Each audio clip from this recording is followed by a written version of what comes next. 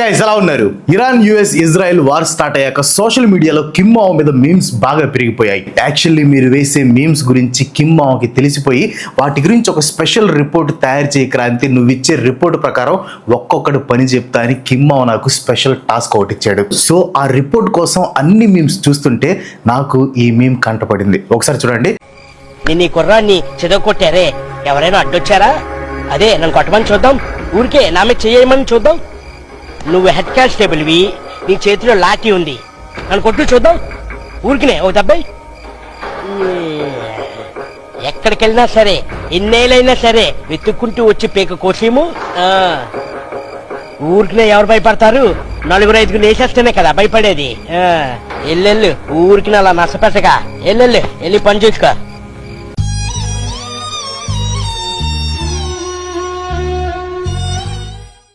ఈ meme creator ఎవరో కానీ ఐ అప్రిషియేట్ హిమ్. కిమ్ మావ్ని పొగట్టమే కాదు, కిమ్ మావ్ పవర్ ఏంటో చూపిస్తూ మీమ్ వేశాడు. అయితే ఈ మీమ్ చూడగానే నాకు ఒక థాట్ వచ్చింది. ఎవరిని పడితే వాళ్ళని అటాక్ చేస్తూ నోటుకొచ్చినట్టు మాట్లాడే ట్రంప్ కిమ్ మావ్ని ఎందుకు ఏం చేయట్లేదు? యాక్చువల్లీ ఎందుకు అటాక్ చేయట్లేదో నాకు తెలుసు, కానీ మీకు కూడా తెలిసేలా చేయటం నా బాధ్యత కదా. సో ఈ వీడియోలో ఎందుకని ట్రంప్ కిమ్ మావ్ని ఒక మాట కూడా అనట్లేదు, ఎందుకని అమెరికా నార్త్ కొరియాని అటాక్ చేయదు, అసలు నార్త్ కొరియాకి న్యూక్లియర్ వెపన్స్ ఎలా వచ్చాయి? Let's find out. First one, nuclear weapons. America North కొరియాని టచ్ చేయడానికి కూడా ఆలోచించకపోవడానికి మెయిన్ కారణం నార్త్ కొరియా దగ్గర ఉన్న nuclear weapons and long range missiles. 2018 new years డేకి స్పీచ్ ఇస్తూ కిమ్ మావ్ ఏమన్నాడు తెలుసా? నా టేబుల్ మీద న్యూక్లియర్ వెపన్స్ కి సంబంధించిన బటన్ ఉంది అండ్ అమెరికా మెయిన్ ల్యాండ్ మొత్తం మా న్యూక్లియర్ స్ట్రైక్ రేంజ్ లో ఉంది, నాతో కానీ నా దేశంతో కానీ యుద్ధానికి దిగొద్దు అని కిమ్ మావ్ డైరెక్ట్ గా వార్నింగ్ ఇచ్చాడు. నాకు తెలిసి చరిత్రలో అమెరికాకి ఈ రేంజ్ లో వార్నింగ్ ఇచ్చిన ఒకే ఒక్క మగాడు మొనగాడు మన కిమ్ మావ్. కిమ్ మావ్ కోసం ఒక లైక్ కొట్టండి.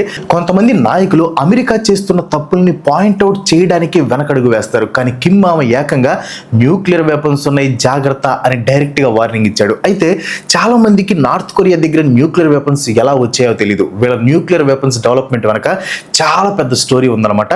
నార్త్ కొరియా న్యూక్లియర్ వెపన్స్ ని తమ సొంతగా అయితే డెవలప్ చేయలేదు, ఇది మాత్రం నిజం. ఎందుకంటే నార్త్ కొరియా మొదటి నుంచి పేద దేశం, ప్లస్ నార్త్ కొరియా మీద పడినన్ని శాంక్షన్స్ వేరే ఏ దేశం మీద పడి ఉండవు. సో న్యూక్లియర్ వెపన్స్ ని డెవలప్ చేయటం వీళ్ళ వల్ల కాదు అని అర్థం చేసుకుని సోవియట్ యూనియన్ సహాయం కోరింది నార్త్ కొరియా. 1950 కొరియన్ వార్ తర్వాత అమెరికాతో ఎప్పటికైనా డేంజరే, అమెరికాని అడ్డుకోవడం కోసం ఒక బలమైన ఫోర్స్ కావాలి అని డిసైడ్ అయ్యి సోవియట్ యూనియన్ ని హెల్ప్ అడిగింది. ఇదే టైంలో కోల్డ్ వార్ అనేది ఫుల్ స్వింగ్ లో ఉందన్నమాట. యుఎస్ ఇంకా సోవియట్ యూనియన్ గ్లోబల్ గా తమ డామినెన్స్ ని చూపించడం కోసం ప్రతి ఫీల్డ్ ని డామినేట్ చేయడానికి ట్రై చేస్తున్నాయి. సో ఇలా డామినేట్ చేసే ప్రయత్నంలో తమ దగ్గర ఉన్న టెక్నాలజీ అండ్ వెపన్స్ ని తమ అలైస్ కి ఇవ్వాలని యుఎస్ఏ ఇంకా సోవియట్ యూనియన్ డిసైడ్ అయ్యారు. సో ఎప్పుడైతే నార్త్ కొరియా అమెరికాకి ఎదురుగా నిలబడాలి అని డిసైడ్ అయ్యిందో సోవియట్ యూనియన్ నార్త్ కొరియాకి సపోర్ట్ గా వచ్చింది. 1956లో సోవియట్ యూనియన్ నార్త్ కొరియా సైంటిస్టులకి ఇంకా ఇంజనీర్స్ కి న్యూక్లియర్ ప్రోగ్రామ్ గురించి బేసిక్ నాలెడ్జ్ ఇస్తూ ట్రైనింగ్ మొదలుపెట్టింది. 1959లో నార్త్ కొరియా ఇంకా సోవియట్ యూనియన్ మధ్యలో న్యూక్లియర్ కోఆపరేషన్ అగ్రిమెంట్ జరిగిందనమాట. ఈ అగ్రిమెంట్ లో భాగంగా సోవియట్ యూనియన్ అఫీషియల్ గా వందల కొద్ది నార్త్ కొరియన్ సైంటిస్టులకి న్యూక్లియర్ ప్రోగ్రామ్ లో ట్రైనింగ్ ఇవ్వటం స్టార్ట్ చేయడంతో పాటు 1962లో the Yongbyon nuclear scientific research centre ని ఏర్పాటు చేయడంలో నార్త్ కొరియాకి హెల్ప్ చేస్తుంది. అయితే నార్త్ కొరియాకి హెల్ప్ చేసే విషయంలో సోవియట్ యూనియన్ చాలా క్యాలిక్యులేటెడ్ గా వ్యవహరించింది. న్యూక్లియర్ టెక్నాలజీ ఎంత మంచి చేస్తుందో అంతకు మించి హాని చేస్తుంది. ఈ విషయం సోవియట్ యూనియన్ కి బాగా తెలుసు. ప్లస్ నార్త్ కొరియా వాళ్ళ ఆత్రం చూసి వాళ్ళ చేతిలో న్యూక్లియర్ వెపన్స్ ఉంటే ఏమవుతుందో కూడా సోవియట్ కి తెలుసు. సో నార్త్ కొరియా డైరెక్ట్ గా న్యూక్లియర్ వెపన్స్ బిల్డ్ చేయడానికి సోవియట్ హెల్ప్ చేయకుండా న్యూక్లియర్ రీసెర్చ్ లో హెల్ప్ చేస్తుంది. అంటే న్యూక్లియర్ ప్రోగ్రామ్ కి చెందిన నాలెడ్జ్ ని నార్త్ కొరియాకి షేర్ చేస్తుంది. అయితే సోవియట్ యూనియన్ నార్త్ కొరియాని చాలా తక్కువ అంచనా వేస్తుంది. వీళ్ళకి జస్ట్ న్యూక్లియర్ టెక్నాలజీకి సంబంధించిన నాలెడ్జ్ ని ఇద్దాం, ఎలాగో న్యూక్లియర్ బాంబ్స్ తయారు చేయడానికి అవసరమైన ఇండస్ట్రియల్ క్యాపబిలిటీ కానీ న్యూక్లియర్ బాంబ్స్ లో మెయిన్ పార్ట్ అయిన ప్లూటోనియం ని వెపనైజ్ చేసే టెక్నాలజీ కానీ నార్త్ కొరియా దగ్గర లేవు. సో ఏ ప్రాబ్లం రాదు అనుకుంది. ఇదే big mistake, very very big mistake. అప్పటి North Korea supreme leader Kim Il Sung Soviet controlled గా చేస్తున్న హెల్ప్ ని పక్కన పెట్టి కోవర్ట్ గా ఒక వెపన్స్ ప్రోగ్రామ్ ని స్టార్ట్ చేసి యురేనియం ఓర్ డిపాజిట్స్ కోసం మైనింగ్ ఆపరేషన్స్ మొదలు పెట్టాడు. ఆ తర్వాత తర్వాత 1980s వచ్చేసరికి నార్త్ కొరియా తమ సొంత న్యూక్లియర్ ఇన్ఫ్రాస్ట్రక్చర్ని నిర్మించుకుంది. న్యూక్లియర్ వెపన్స్ ప్రోగ్రాంలో ఇంపార్టెంట్ సెక్షన్స్ అయిన ఫ్యూయల్ ఫ్యాబ్రికేషన్ ఇంకా ఫ్యూయల్ రీప్రాసెసింగ్ని నార్త్ కొరియా నేర్చుకుంది. ఈ డెవలప్మెంట్స్ చూసి సోవియట్కి మైండ్ బ్లాక్ అయిపోయింది అనమాట. ఎందుకంటే ఈ ఫ్యూయల్ ఫ్యాబ్రికేషన్ ఇంకా ఫ్యూయల్ రీప్రాసెసింగ్ కోసం నార్త్ కొరియా తమ మీదనే డిపెండ్ అవుతుంది కాబట్టి వాళ్ళని కంట్రోల్ చేయొచ్చు అనుకుంది సోవియట్. కానీ సోవియట్కి షాక్ ఇచ్చింది నార్త్ కొరియా. దాంతో సోవియట్ యూనియన్కి ఎక్కడో కాలిపోయింది అనమాట. న్యూక్లియర్ ప్రోగ్రాంలో నార్త్ కొరియాకి సపోర్ట్ ఇవ్వటం పూర్తిగా ఆపేసింది. అఫ్ కోర్స్ నార్త్ కొరియా దగ్గర నాలెడ్జ్ ఉంది, కావాల్సిన యురేనియం ఓర్ డిపాజిట్స్ కూడా ఉన్నాయి, కానీ సోవియట్ వాళ్ళ మెథడ్స్ లేవు. దాంతో North Korea nuclear weapons program అనేది బాగా స్లోగా ముందుకు వెళ్ళిందనమాట. అలాంటి టైంలో నార్త్ కొరియాకి ఇంకో దేశం హెల్ప్ చేస్తుంది. అది ఏ దేశమో మీరు ఎక్స్పెక్ట్ కూడా చేయలేరనమాట. ఆ దేశం ఏదో తెలుసుకునే ముందు ఈ వీడియోకి ఒక లైక్ కొట్టి ఇంకా మన ఛానల్ని సబ్స్క్రైబ్ చేసుకోకపోతే ప్లీజ్ డూ సబ్స్క్రైబ్. బికాస్ మీరు సబ్స్క్రైబ్ చేసుకొని లైక్ చేస్తేనే నేను ఇలాంటి వీడియోస్ని మీ ముందుకు తీసుకురావడానికి ఒక మోటివేషన్లా ఉంటుంది. So getting back to the topic, North కొరియాకి హెల్ప్ చేసిన ఆ దేశం పాకిస్తాన్. పాకిస్తానే బిఖారీ దేశం. వాళ్ళు నార్త్ కొరియాకి ఎలా హెల్ప్ చేస్తారు, అది కూడా న్యూక్లియర్ వెపన్స్ ప్రోగ్రాంలో అనే డౌట్ మీకు రావచ్చు. యాక్చువల్లీ ఇక్కడ హెల్ప్ కాదు, ఒక బిజినెస్ ట్రాన్సాక్షన్ జరిగిందనమాట.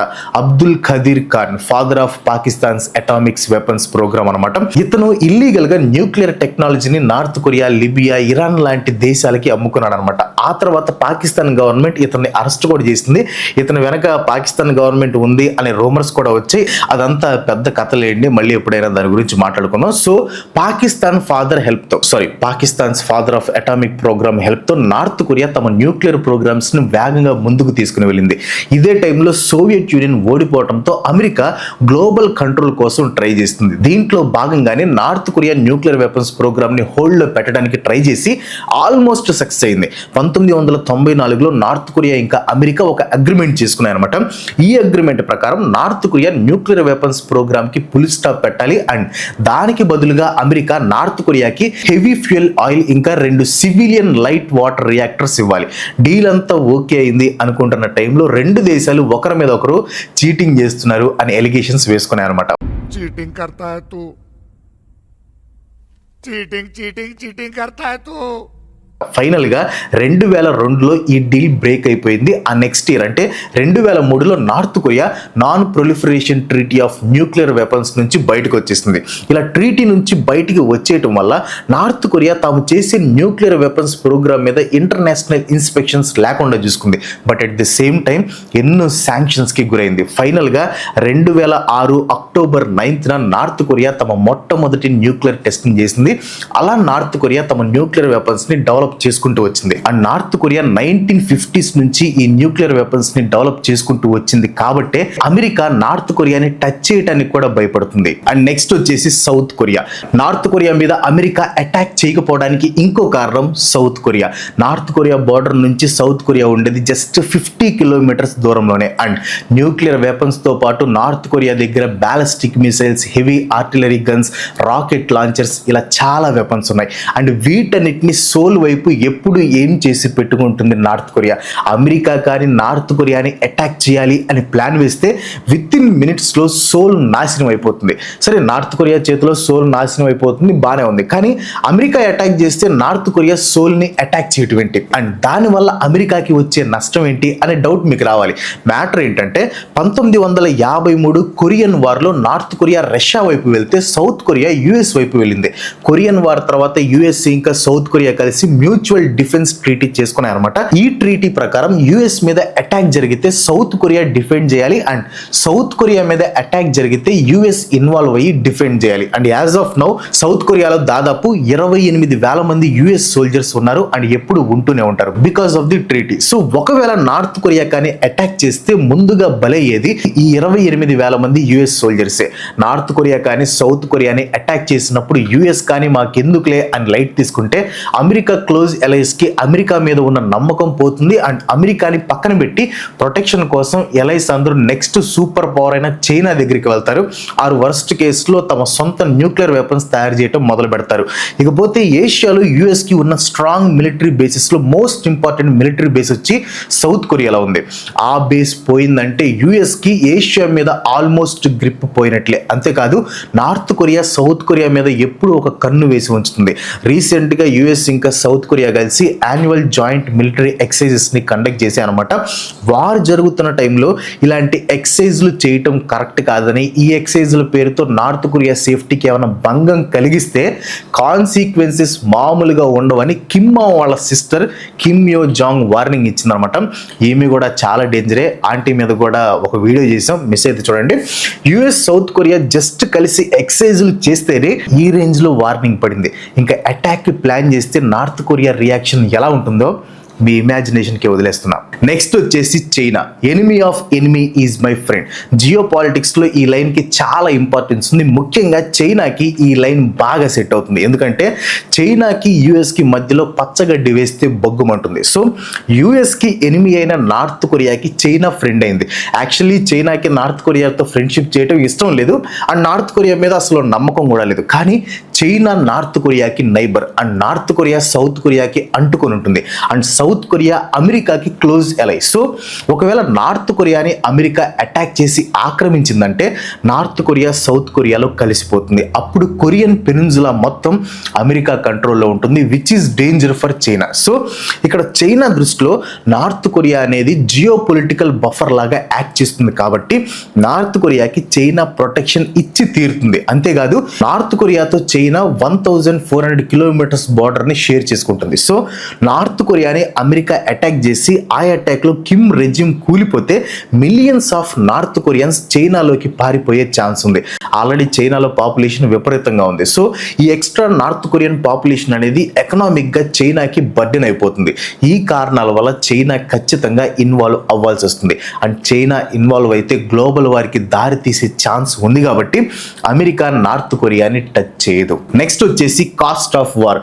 అమెరికా తన డామినెన్స్ కోసం నార్త్ కొరియా మీద అటాక్ చేస్తే వచ్చే నష్టం అంతా ఇంత కాదు. ఎందుకంటే స్టార్టింగ్లో నేను చెప్పాను, నార్త్ కొరియా డైరెక్ట్గా అమెరికాని అటాక్ చేయదు, ముందుగా సౌత్ కొరియాని అటాక్ చేస్తుంది. అండ్ సౌత్ కొరియా దగ్గర కూడా మిలిటరీ పవర్ బాగానే ఉంది, ప్లస్ అమెరికన్ ట్రూప్స్ సపోర్ట్గా ఉంటుంది. సో ఎలా చూసుకున్నా రెండు వైపులా భారీగా నష్టం జరుగుతుంది. యుద్ధంలో యుఎస్ ఇంకా సౌత్ కొరియా గెలుస్తాయేమో కానీ యుద్ధం మొదలైన ఫస్ట్ అవర్లో మ్యాసివ్ డ్యామేజ్ జరుగుతుంది. రెండు వైపులా లక్షల మంది ప్రాణాలు కోల్పోతారు.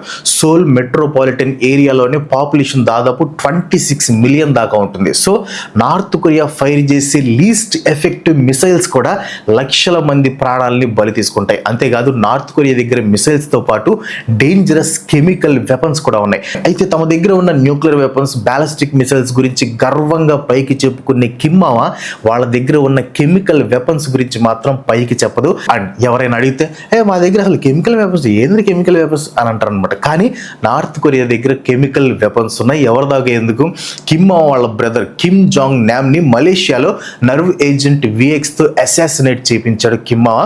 దాని మీద కూడా మనం 2 పార్ట్స్గా వీడియో చేసాం. మరి మన ఛానల్ అంటే కిమ్మావా ఎన్సైక్లోపీడియా కదా. సరే, నార్త్ కొరియా దగ్గర 2500 మెట్రిక్ టన్స్ నుంచి 5000 మెట్రిక్ టన్స్ దాకా కెమికల్ వెపన్స్ ఉన్నాయని రిపోర్ట్స్ చెప్తున్నాయి.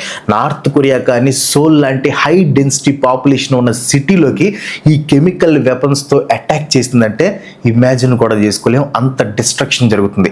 ప్రాణ నష్టం పక్కన పెడితే అమెరికా నార్త్ కొరియా మీద చేసే అటాక్ గ్లోబల్ ఎకానమీని కూడా దెబ్బ కొడుతుంది.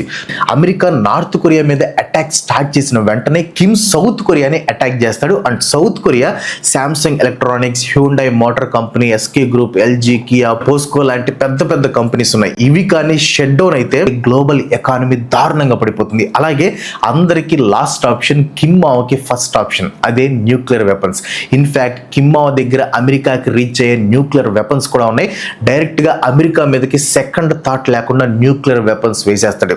ఆల్రెడీ నార్త్ కొరియా అమెరికా మీదకి న్యూక్లియర్ వెపన్స్ వేస్తే మినిట్ బై మినిట్ ఏం జరుగుతుందో ఒక థ్రిల్లర్ మూవీ లాగా ఒక వీడియో కూడా చేసి పెట్టాను.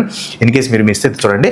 సో ప్రాణ నష్టంతో పాటు గ్లోబల్ ఎకానమీ దెబ్బతినే ఛాన్స్ ఉంది. కాబట్టి అమెరికా నార్త్ కొరియా మీద అటాక్ చేయడానికి ముందుకు రాదు. అండ్ నెక్స్ట్ వచ్చేసి కిమ్ జాంగ్ యున్. అన్నిటికంటే most important and most dangerous reason, America కల్లో కూడా నార్త్ కొరియాని అటాక్ చేయడానికి భయపడే reason Kim Jong Un. Saddam Hussein, Muammar Gaddafi, Manuel Noriega and recent టైమ్స్లో Nicolas Maduro and Ali Khamenei లాంటి ఎంతో మంది డిక్టేటర్స్ తల ఉంచింది అమెరికా. కానీ డైరెక్ట్గా అమెరికాకి వార్నింగ్ ఇచ్చిన కిమ్ మావోను మాత్రం అమెరికా ఏం పీకలేకపోయింది.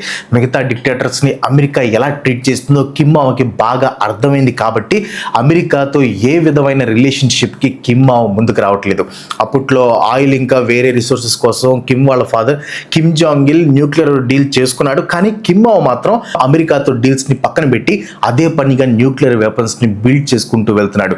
కిమ్ మావో ఉన్నంత కాలం అమెరికా నార్త్ కొరియాని టచ్ చేయలేదు. సో ఎలా చూసుకున్నా నార్త్ కొరియా మీద అటాక్ చేస్తే అమెరికాకి నష్టమే వస్తుంది కాబట్టి అమెరికా నార్త్ కొరియా జోలికి వెళ్ళదు. అది ఇప్పుడు ఎన్నో దేశాలని అటాక్ చేస్తున్న అమెరికా నార్త్ కొరియా మీదకి ఎందుకు వెళ్ళట్లేదో మీకు ఒక క్లియర్ పిక్చర్ వచ్చిందని నేను అనుకుంటున్నాను. వస్తే ఒక లైక్ కొట్టి మీ ఫ్రెండ్స్ అండ్ ఫ్యామిలీకి షేర్ చేయండి. ఇలాంటి వీడియోస్ మరిన్ని చేయడానికి నాకు సపోర్ట్ చేయాలనుకుంటే వెంటనే మన ఛానల్కి సబ్స్క్రైబ్ చేసుకోండి. ఇంకో మంచి ఎపిసోడ్తో మళ్ళీ కలుసుకుందాం. అంతవరకు సెలవు. Bye bye.